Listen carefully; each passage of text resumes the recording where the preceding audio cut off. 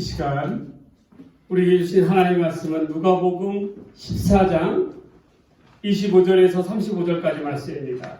누가복음 14장 25절에서 35절까지 말씀입니다. 이 말씀을 저와 여러분이 한 절씩 교독하도록 하겠습니다. 누가복음 14장 25절에서 35절까지 말씀, 하나님의 말씀을 받들어 교독합니다. 수많은 무리가 함께 갈새 예수께서 돌이키사 이르시되 물은 내게 오는 자가 자기 부모와 처자와 형제와 자매와 더욱이 자기 목숨까지 미워하지 아니하면 능히 내 제자가 되지 못하고 누구든지 자기 십자가를 지고 나를 따르지 않는 자도 능히 내 제자가 되지 못하리라.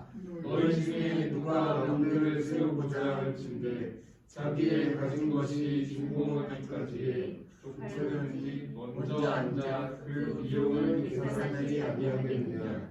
그렇게 아니하여 그 기초만 쌓고 능히 이루지 못하면 보는 자가 다 비웃어 이르되 이 사람이 공사를 시작하고 능히 이루지 못하였다 하리라. 또 어떤 사람이 다른 임금과 싸우러 갈 때에 먼저 앉아 1만 명으로서 저 2만 명을 거느리고 오는 자를 대적할 수 있을까 헤아리지 아니하겠느냐. 만일 못할 터이면 그가 아직 멀리 있을 때에 사신을 보내어 파치를 정할지니라. 이와 같이 너희 중에 누구든지 자기의 모든 소유를 버리지 아니하면 능히 내 제자가 되지 못하리라. 소금이 좋은 것이나 소금도 만일 그 맛을 잃으면 무엇을 얻으리요. 땅에도 거름에도 쓸데없어 내버리느니라. 들을 귀가 있는 자들은 들을지어다 하시니라. 아멘. 여러분, 팬과 제자의 차이를 아십니까? 오늘 말씀은 이 질문에서부터 시작합니다. 팬은 곧 본문에 나오는 수많은 무리예요. 무리들입니다. 예수님을 따르는 무리들입니다. 그러나 이 팬과 같은 무리들은 결코 제자가 될 수가 없습니다. 팬은 열정적으로 좋아합니다. 그런데 제자와 다르게 팬과 같은 무리들과 없는 요소가 한 가지 있어요. 그건 뭐냐면 희생하지 않는다는 거예요. 끝까지 희생한다. 열정적으로 좋아하기는 하지만 희생하지는 않습니다. 그리고 자기 마음에 들지 아니하면 또 다른 누군가를 향하여 찾아가는 게 그게 팬의 습성이에요. 본문에 나오는 예수님을 따르는 무리들은 처음에는 열렬히 예수님을 쫓았습니다. 그러나 예수님께서 십자가를 짊어지고 나아가시자 언제 그랬는지 뒤돌아서 오히려 예수님을 조롱하고 비난하며 십자가에 못 박는데 앞장섰던 것이 바로 무리들이었다라는 거예요. 이번에 베이징 올림픽이 끝났습니다. 그런데 중국의 그 무수한 네티즌들이 국민 MC 우리 유재석 씨를 공격하기 시작했어요. 그 홈페이지에다가 비난을 갖다가 쏟아붓는 거예요. 왜 그러는가 봤더니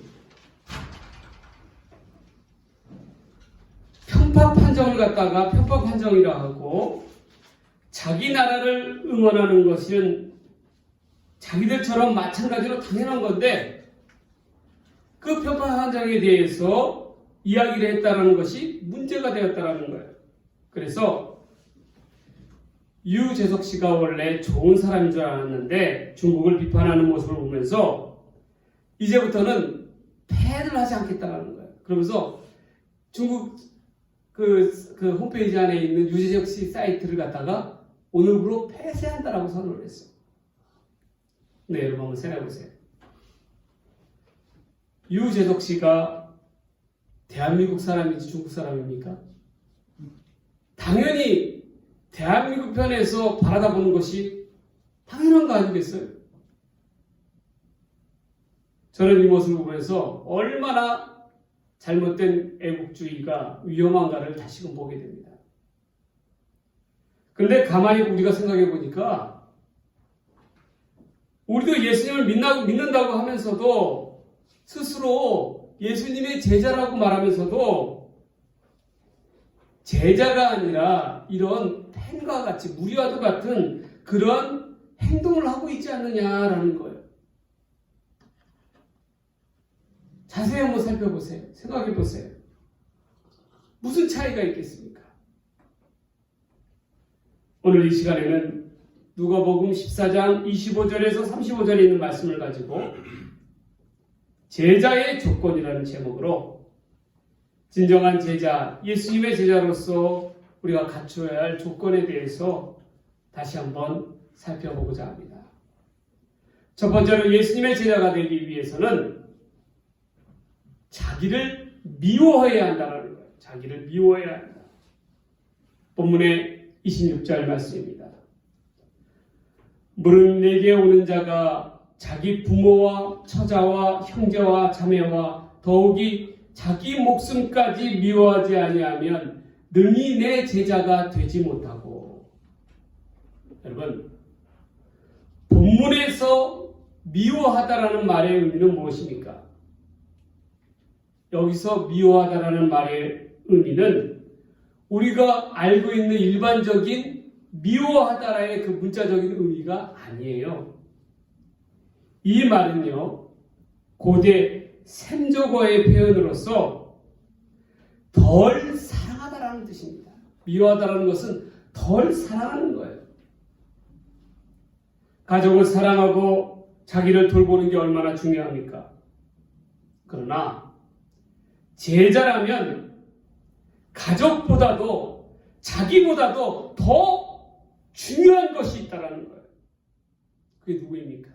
바로 우리 예수님이라는 거예요. 따라서 이 말씀의 본 의미는, 미워하다라는 본 의미는 예수님을 따르는 제자가 되기 위해서는 부모보다도 형제보다도, 아니 자기 자신보다도 예수님을 먼저라는 거예요. 예수님이 먼저다. 그게 본문에서 이야기하는 미워하다의 이 참된 의미라는 것입니다. 결국 자기를 미워하는 것은 예수님이 먼저라는 거예요. 주를 더 사랑하는 것이고요. 예수님을 자기 삶 속에 최우선순위로 두는 것을 의미하는 것입니다. 우리는 이 땅을 살아가면서 세상은 우리에게 계속적으로 더 요구합니다. 우선순위를 명확하게 살아가라는 거예요. 과연 자기가 먼저인지, 가족이 먼저인지, 아니면 예수님이 먼저인지를 구분하며 살아가라는 것이 바로 오늘 본문이 주어진 말씀의 의미입니다. 옛사람의 자기 모습을 미워하십시오. 그리고 예수 그리스도의 새 사람으로서 나아가야 되는 것입니다. 자기보다도 예수님을 앞세운다는 것은, 진정한 예수님의 제자가 된다는 것은 반드시 그 비용과 대가가 따르기 마련입니다. 비용을 치르고자 하는 각오 없이 주어지는 것은 아무것도 없어요. 그렇다고 해서 철저히 계산적인 믿음으로 나아가라는 것이 아닙니다. 자기 계산적으로 믿는 것은 반드시 한계가 따릅니다. 제자는 계산적인 믿음에서 더 계산적인 믿음으로 믿어야 한다는 거예요. 더 계산적으로 믿는다는 것은 무슨 말입니까? 결국 세상의 주판을 갖다가 깨버리는 거예요. 계산을 뛰어넘어서 계산적이 아닌 계산 없는 사랑의 단계로 예수님을 사랑하라는 거예요. 온전히 온 마음을 다하여 사랑하는 사랑하는 것이 더 계산적인 사랑이라는 것입니다. 남녀가 만나서 서로 사랑해서 결혼을 하고자 합니다. 그런데 안타깝게도 결혼을 준비하는 과정에서 갈등을 빚어서 갈라지는 경우를 많이 볼 수 있어요. 왜 그렇습니까? 대부분이 갈라지는 이러한 싸움들은 서로 사랑한다고 하면서도 서로 각자 계산적인 사랑을 하기 때문에 그렇습니다. 서로 손해를 보려고 하지 않는 거예요. 그러나 여러분, 진정한 사랑은 어떠한 것입니까? 사랑한다면 계산을 뛰어넘는 사랑을 해야 합니다. 쉽게 얘기해서 앞서 이야기했듯이 더 계산적인 사랑을 해야 돼요. 더 계산적인 사랑이라는 것은 계산을 뛰어넘어서 상대방의 모든 것을 받아들이고 서로 용납하며 나아가는 것일 때에 이루어지는 거라는 거예요. 자기를 미워하고 예수님을 사랑하는 것도 이와 같습니다. 예수님을 위해서라면 세상에서의 희생에 대한 대가를 각오하며 나아가는 거예요. 쉽게 이야기해서 주를 위해서 스스로 넓고 편한 길을 찾는 것이 아니라 주를 따르는 제자로서 좁은 눈, 좁은 길을 향하여 나아가는 것을 의미합니다. 좁은 문, 좁은 길로 나아간다는 것은 무엇을 의미합니까? 내가 싫은 길, 가지 말라고 유혹하는 그런 길을 갖다가 뿌리치는 거예요. 세상은 우리에게 더 편하고 더 쉽고 더 좋은 길을 향하여 나아가라고 이야기합니다. 그것이 바로 세상이 우리에게 요구하는 논리예요. 그런데 이러한 논리를 철저히 반박하며 나아가는 것이 주님께서 정하신 좁은 길로 나아가는 길입니다. 종교개혁 당시에 우리 개신교가 추구하는 종교개혁의 그 의미는 무엇입니까? 로마 가톨릭이 교황을 신처럼 숭배하는 것에 대해서 반대해서 오직 믿음과 신앙은 성경과 예수 그리스도만이 진리임을 나타내는 횃불의 모임이었다는 거예요. 그들은, 종교개혁가자들은 사제라는 로마 가톨릭의 부와 명예를 동반한 편하고 쉬운 길을 버리고 스스로 어렵고 힘든 고난의 길을, 좁은 길을 자처하며 나아갔다는 것입니다. 그들은 붙잡혀서 종교재판을 당하며 화형을 당하고 그들의 시체는 강바닥에 뿌려졌습니다. 그 대표적인 인물들이 존 위클리프와 후스와 같은 그러한 인물들이에요. 그들은 계산적인 믿음으로 나아가지 않았어요. 예수님의 제자답게 더 계산적인 믿음으로, 온전한 믿음으로 예수님을 따랐다라는 거예요. 참된 제자는 주님을 위해서라면 그 험한 길, 좁은 길을 마다하지 않고 나아가는 사람들입니다. 지금 우리 교회의 상황은 어떠합니까? 과연 우리 주님을 위해서 더 험한 길, 더 좁은 길을 향하여 나아가고 있습니까? 많은 목회자들과 신자들이 자기를 미워함으로 주를 더 사랑하며 나아가고 있습니까? 아직도 지방에는 목사님들, 특히 부교육자들, 전도사님들을 구하기가 어렵다고 합니다. 왜냐하면 모두들 수도권에 남아서 사역하기를 원하기 때문입니다.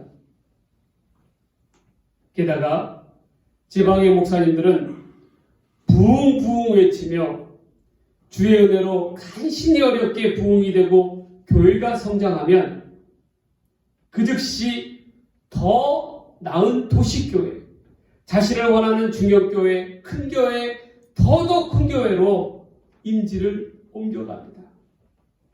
마치 철새와도 같이 뒤를 돌아다보지 않고 자기 양이든 주님의 양이든 간에 뭐든지 간에 떠나는 것.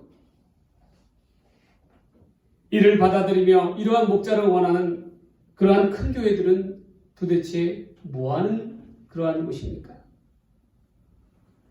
해외 선교사님들도 대다수가 보면 각 나라의 수도를 중심으로 하여 모여서 삽니다. 그 이유가 뭔지 아십니까?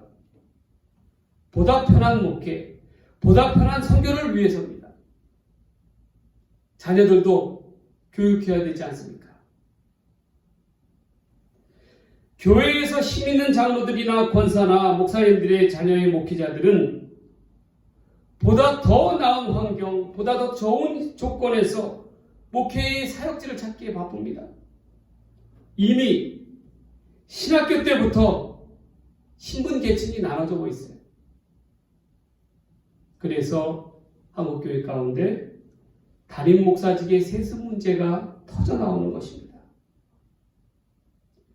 교회를 매매하거나 교회를 옮길 때가 되면 항상 이러한 광고가 나옵니다. 우리 교회는 몇 층에 몇 평에 그리고 교인 수가 얼마입니다. 언제부터 교회를 평가하는 기준이 교인 수가 되었습니까? 교회를 매매하는 대상이 되어버린 것이 바로 교인들이라는 거예요. 자기도 모르게 교회의 재산 가치에 속해버리는 그러한 교인들이 되어버렸어요. 얼마나 불행한 교회의 현 주소입니까? 교회의 교인들은 또한 어떠합니까? 우리가 사는 것은 이전보다 훨씬 나아졌습니다. 훨씬 더 편해졌습니다. 그러나 자기의 희생과 자기의 헌신과 자기의 시간을 들여서 교회하려고 하는 봉사자들은 극히 드뭅니다. 큰 교회든 작은 교회든 교회 봉사자를 찾기에 혈안이 되어 있습니다. 왜 교인들은 헌신하려 하지 않습니까? 시간을 내서 봉사하려 하지 않습니까? 좀처럼 좁은 길, 좁은 문으로 나아가려고 하지 않습니까? 왜 그러냐면 예수님보다도 내가 먼저이기 때문에 그런 거예요. 자기를 미워하지 않기 때문에 그렇습니다. 본문의 26절 말씀을 다시금 한번 살펴봅니다. 무릇 내게로 오는 자가 자기 부모와 처자와 형제와 자매와 더욱이 자기의 목숨까지 미워하지 아니하면, 덜 사랑하지 아니하면 능히 내 제자가 되지 못하고. 진정한 주님의 제자가 되기 위해서는 무엇보다도 삶의 우선순위를 바르게 해야 합니다. 주님을 위해서 자기를 미워하고 좁은 문과 좁은 길을 마다해서는 안 됩니다.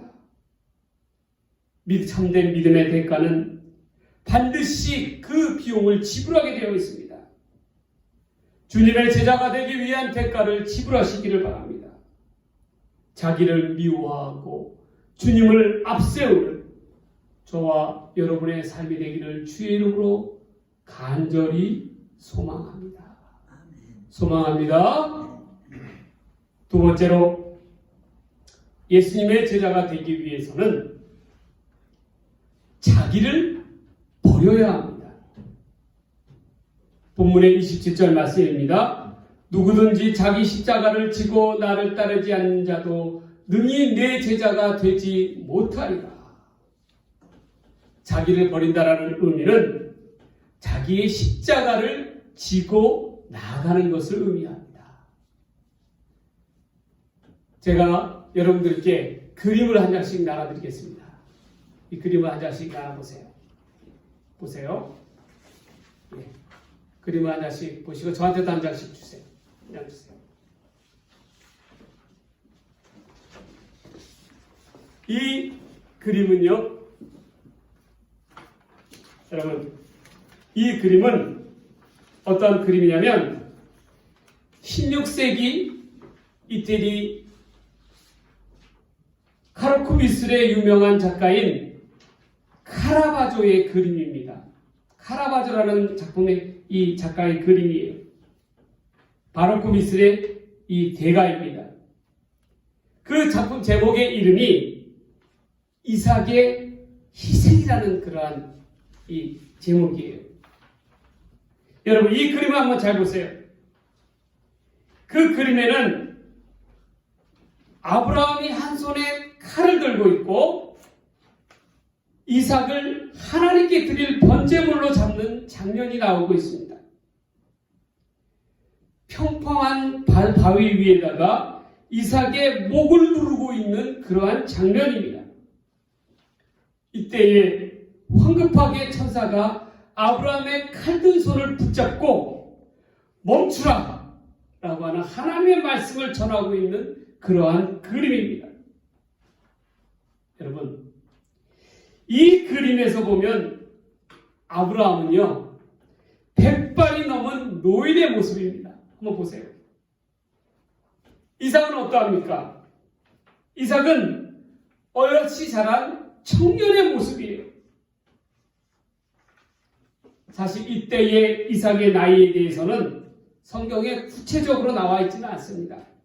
그런데 일반적으로 학자들이 추측하는 것은 아마도 청소년기는 넘지 않았을까라고 그렇게 이야기합니다.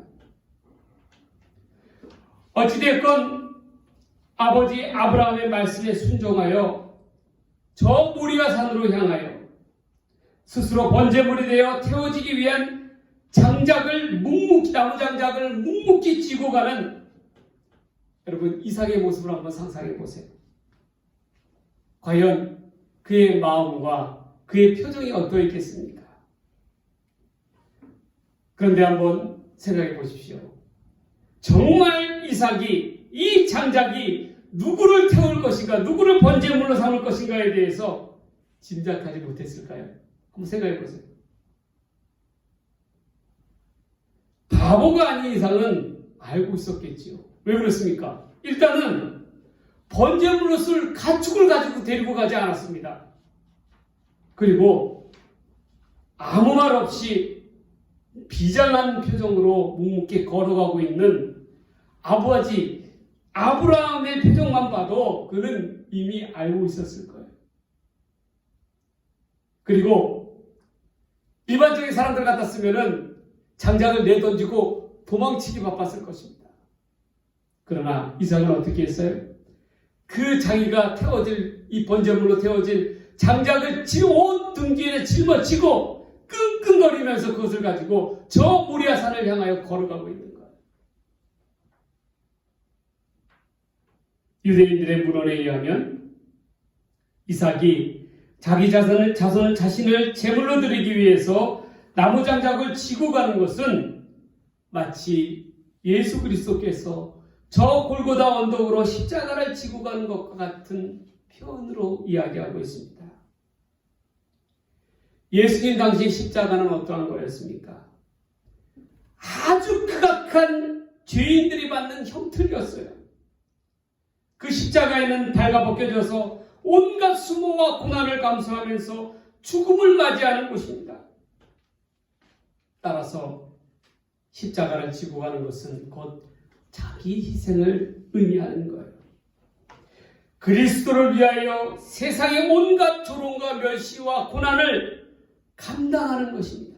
자기를 버리고 내어 던지는 것이에요. 스스로 희생 제물이 되는 것이에요. 자기를 버리고 그리스도께 나아가는 것은 세상의 가치와 세상의 것에 정면으로 반박하는 것입니다. 스스로 세상의 것을 버리고 죽는 것입니다. 철저한 자기 희생으로 예수 그리스도께서 가신 그 길을 따라 나아가는 것이에요. 이것이 바로 제자의 길입니다. 결국 죽는 것 같으나 사는 길이 제자의 길이에요. 때로는 예수를 믿는다고 한다는 것은, 예수님의 제자가 된다는 것은 세상에 머리 둘 것이 없는 그러한 일일 수도 있습니다. 온갖 세상의 미움을 받고 온갖 정죄와 박해 가운데 당할 수가 있습니다. 그러나 자기 십자가를 지고 자기를 온전히 내어 던질 때에 결국 그리스도로부터 칭찬을 받습니다. 온 세상 사람들 가운데 욕을 받아도 예수님께 칭찬받는 그러한 지혜로운 길로 가는 것입니다. 그게 바로 제자의 길입니다. 모든 것을 버리고 예수 십자가를 바라다 보십시오. 예수 십자가를 바라다보고 자기 것을 내어 던질 때에, 온전히 드릴 때에, 희생할 때에 비로소 예수 그리스도의 참된 제자가 될 수 있는 것입니다. 광주 호남신학교에 가면 선교사 묘역들이 있어요. 거기에는 한 여인의 묘가 있습니다. 그 이름이 엘리자베스 요한나 셰펜입니다. 한국 이름으로는 서서평입니다.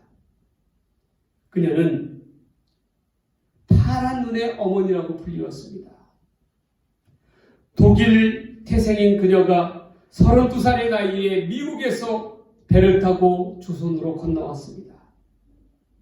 조선에서 그녀가 뿌린 희생의 씨앗은 광주 지역을 넘어 온 추자도와 제주도에 이르기까지 간호 선교사로서 그 사명을 감당하는 삶을 살았습니다.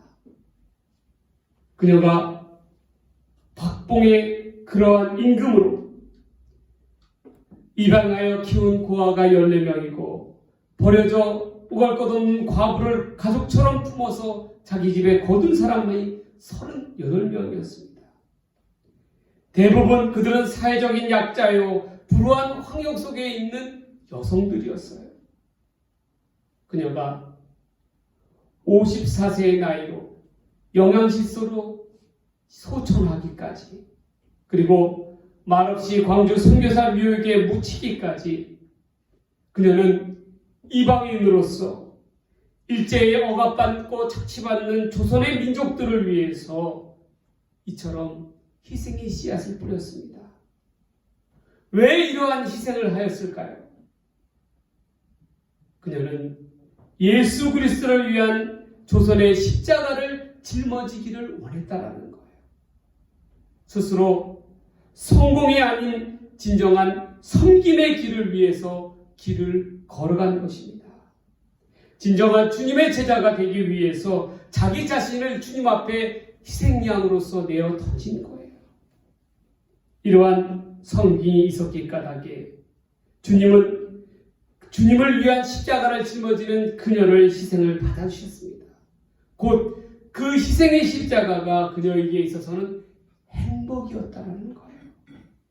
여러분, 우리도 주님의 제자가 되기 위해서는 예수님처럼, 이삭처럼, 서서평 선교사처럼 온전히 자기를 예수 그리스도 앞에 내어 던지며 자기를 버리고 십자가를 짊어지는, 십자가를 감당하는, 비용과 대가를 치르는 충실한 주님의 제자가 되어야 할 것입니다.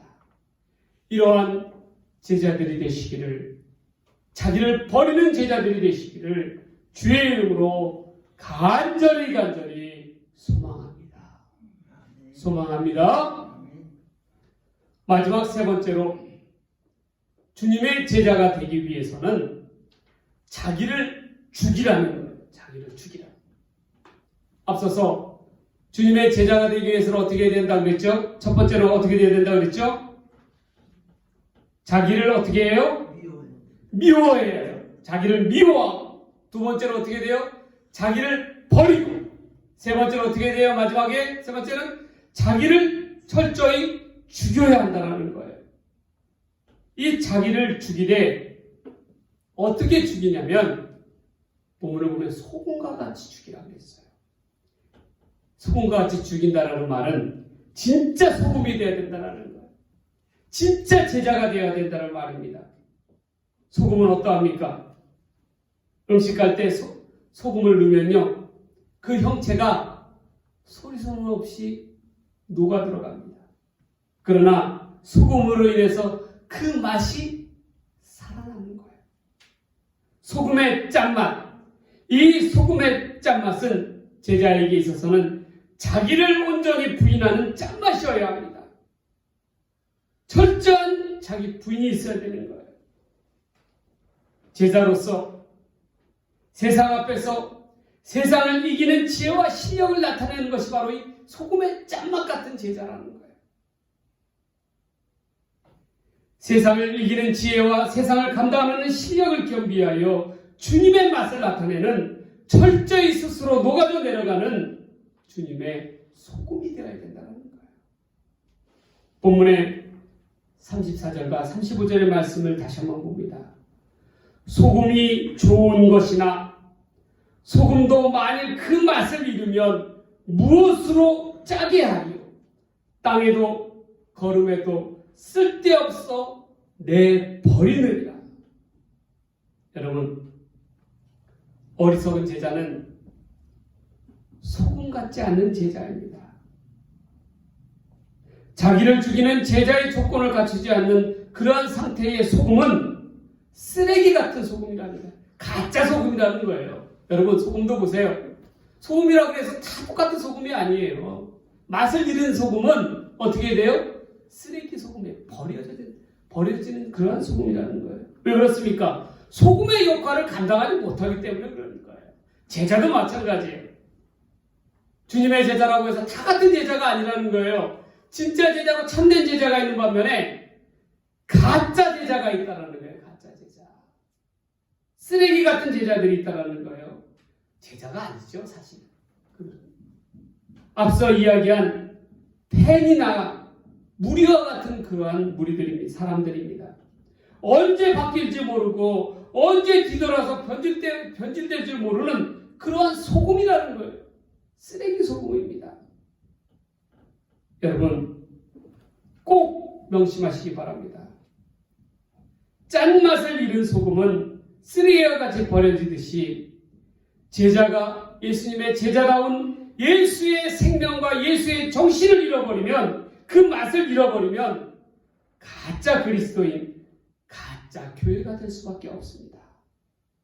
그러한 까닭에 우리는 예수 그리스도의 십자가 앞에 자기를 철저히 죽이고 자기를 부인하며 나아가는 제자의 모습으로 거듭나야 한다는 거예요. 여러분, 이제 말씀을 정리합니다. 우리는 예수님을 따르겠다라고 하는 무리가 되기 쉽습니다. 그 무리는 언제 그 마음이 뒤바뀔지 몰라요. 일명 팬이 되기가 쉽습니다. 그러나 제자의 길은 달라요. 제자의 길은 그 가는 길이, 그 여정이 만만치가 않습니다. 좁은 문이요 좁은 길입니다. 어쩌면 너무도 혹독한 대가를 치르는 그러한 길일 수 있습니다. 자기를 버리고 예수님을 가장 사랑하지 않으면 결코 감당해낼 수 없는 길입니다. 결국 예수님의 제자가 될 수 있는 조건은 자기를 미워하고 자기를 버리고 자기를 죽일 수 있는 사람이어야 됩니다. 우리는 이 시대에 예수님이 말하는 예수님의 참된 제자가 되어서 궁극적으로 영생, 생명의 길에 이르는 저와 여러분들의 삶이 되시기를, 예수님의 제자가 되시기를 간절히 주의 이름으로 축원합니다. 축원합니다. 기도하겠습니다. 주님, 오늘 이 시간 우리 주님께서 주신 말씀 그대로 진정한 참된 제자가 되기를 원합니다. 자기를 미워하고 자기를 버리고 자기를 죽일 줄 아는 그러한 주님의 제자가 되게 하여 주시옵소서. 그리하여 이 썩어져가는 이 시대에 빛과 소금의 역할을 감당하는 주님의 참된 제자가 되게 하여 주시옵소서. 이 모든 말씀 우리를 사랑하시는 예수님의 이름으로 간절히 기도드리옵나이다. 아멘.